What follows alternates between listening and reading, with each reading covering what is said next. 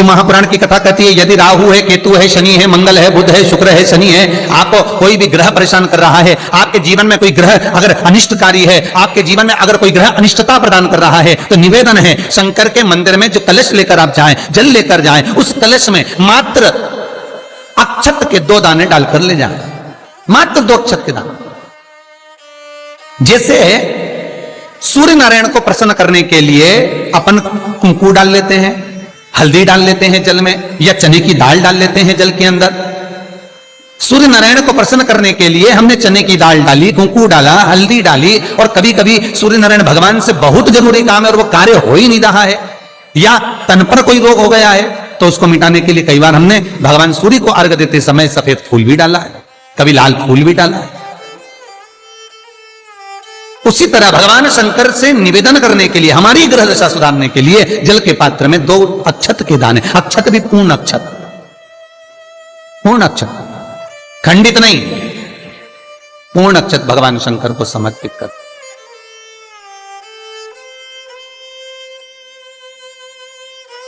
और बाबा भोलेनाथ को जब हम जल समर्पित करें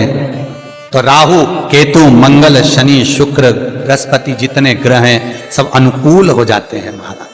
सब अनुकूल, सारे अनुकूल। ये उसके लिए जो बच्चा पढ़ने में कमजोर हो, जिसका विवेक काम नहीं कर रहा हो, जो बच्चे की बुद्धि विद्या अध्ययन में नहीं रमती हो, लगती ही नहीं हो, महाराज तांबे के कलश में जल लीजिए,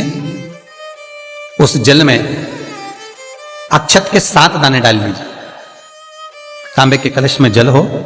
जल में अक्षत के 7 दाने, ये जो 7 दाने अक्षत के आप डालेंगे, जो बच्चा पढ़ने में कमजोर हो, विद्या में कमजोर हो, या बुद्धि या विवेक से कमजोर हो, मैं उनके लिए भी कहूंगा जिनकी बुद्धि ही काम नहीं करती, जो मानसिक विकलांगता के प्रति, या कई लोगों से मैं निवेदन करूंगा कि मान लो आज आपका मन शांत नहीं है, आज आपकी बुद्धि शांत नहीं है, आज आपका चित्त शांत नहीं है, आज आपका विवेक शांत नहीं है, बहुत क्रोध आ रहा है, चिड़चिड़ प्रवृत्ति हो रही, घर में अच्छा नहीं लग रहा, परिवार में बात कर रहे हो और मन शांत नहीं है, मैं उनके लिए भी कहूंगा कि जो भगवान के मंदिर जाते हो और मंदिर में जाकर उनको चित्त ना लगता हो, भगवान के मंदिर में पहुंचकर उनको मूर्ति का दर्शन कर ठीक ना लगता हो, वहां पर भी उनको श्रेष्ठता नहीं लगती, उनके लिए भी कहूंगा चावल के 7 दाने जल के पात्र में डाल लीजिए और मात्र 5 पुष्प सफेद जल के पात्र में डाल लीजिए। दुर्वा के 3 बट, एक लंबी सी, यहां तो अभी दुर्वा नहीं है, पर एक लंबी सी जो दुर्वा होती है, दुर्वा में 3 गांठ पड़े, लंबी डंडी होगी तो 3 गांठ अपने आप आ जाएगी, 3 बट वाली दुर्वा उस जल के अंदर डाल लीजिए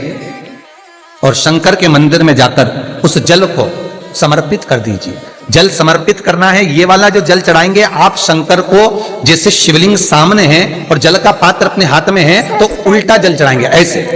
आपकी ओर मुख करा हुआ कलश भगवान शिवलिंग पर आप चढ़ाएंगे, उल्टा के बाद इस तरह से, ऐसे नहीं चढ़ाना है उसको, इस तरह से चढ़ाना अपनी। मात्र 15 से 20 मिनट में जिसकी चित्त वृत्ति रमती नहीं हो, शांत नहीं हो रही हो, बुद्धि चित्त ना लग रहा हो, 15 से 20 मिनट में अंतर आ जाएगा, आपका हृदय चित्त प्रसन्न होगा। और बच्चों से निवेदन है, जो विद्या में कमजोर है, जिनकी विवेकता विकलांगता की हो, बुद्धि काम ना कर रही हो, वो जल चढ़ाने के बाद कटोरी में वो जल के झेल कर उस जल का पान करना प्रारंभ कर दीजिए महाराज। 5 दिन 7 दिन पियो, आपको खुद आराम लगना प्रारंभ होगा। भगवान शंकर पर रक्त चंदन चढ़ता है, भगवान शंकर पर पीला चंदन चढ़ता है, पर भगवान शंकर पर कंकु, फूंकू, रोली नहीं चढ़ती। क्यों? क्योंकि भगवान शंकर के चरण में जब चोट लगी, कुंदुक का प्रहार करते समय कुंदुक चरणों में जाकर गिरा, माता ने वर मांगा भोलेनाथ से, बाबा आपके तन पर जो आज ये रक्त देखा है कभी ना देखूं। शंकर भगवान ने वर दिया, आज के बाद मुझे रक्त ना चढ़े। इसलिए कुंकू, रोली,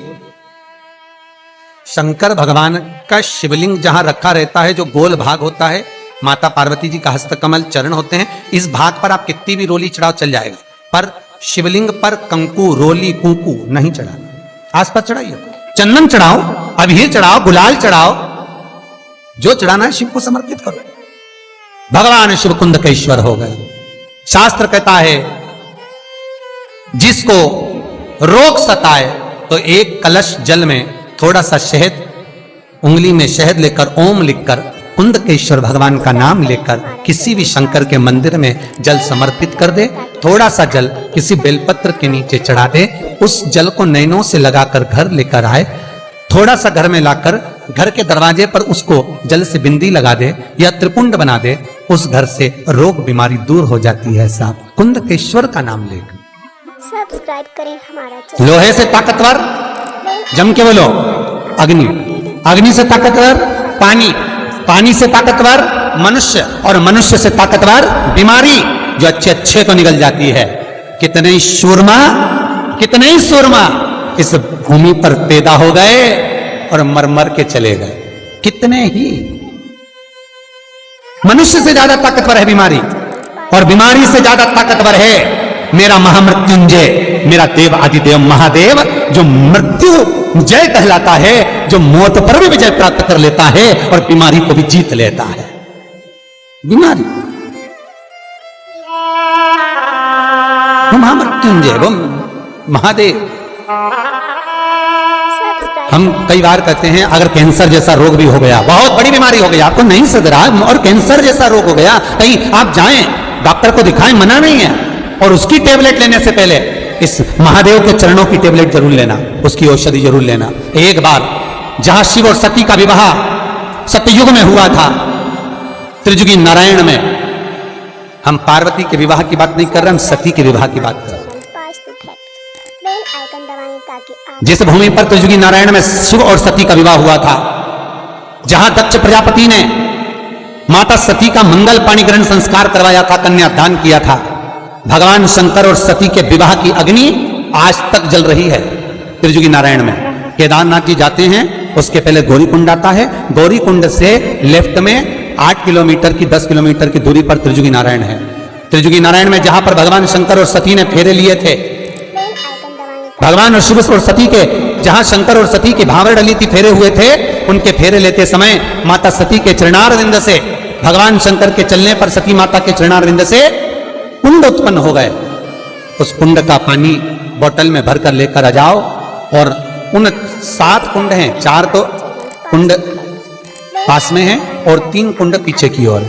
7 कुंड का जल लेकर आओ बोतल में भरकर, और जिसको कैंसर जैसी बीमारी है, सवेरे खाली पेट 1 ढक्कन 2 ढक्कन उसको पिलाना चालू करो, धीरे धीरे उसको आराम लगना चालू हो जाएगा, दवाई लगना प्रारंभ हो जाएगा। वो महामृत्युंजय कि अपने गमले की, अपने बगीचे की, अपने गमले की मिट्टी को निकालकर उसका शिवलिंग बनाकर पूजन करो, पर पूजन करो। श्रावण पार्थिव शिवलिंग का निर्माण हो, पार्थिव शिवलिंग का निर्माण कर उसकी अर्चना होना चाहिए।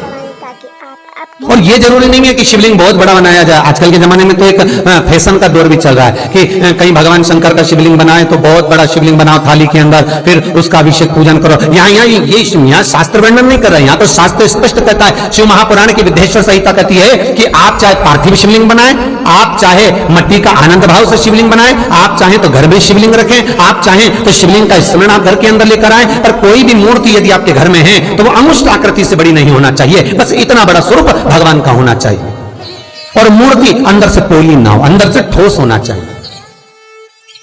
क्यों? क्योंकि जो मूर्ति अंदर से पोली होती है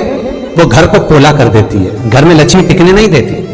तो कई लोग पूछते हैं गुरुजी अगर हम अंदर घर में हमारे मूर्ति है, पुरानी मूर्ति और पोली है, तो उसका क्या करेंगे?